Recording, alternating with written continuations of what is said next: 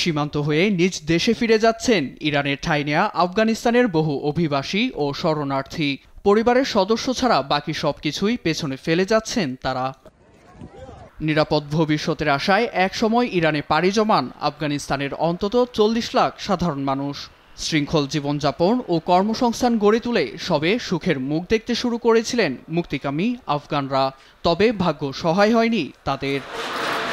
২০২৩ সাল থেকেই অভিবাসী বিরোধী অভিযান জোরদার করে তেহরান।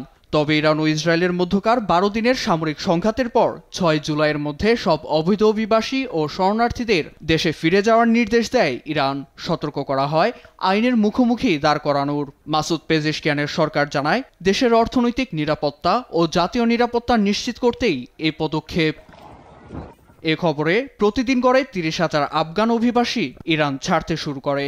এতে চলতি বছরের জুনেই আফগানিস্তানে ফিরে যান অন্তত ২.৫ লাখ অভিবাসী ও শরণার্থী। তাদের মতে, পরিবার নিয়ে আফগানিস্তানে বসবাস খুবই কঠিন।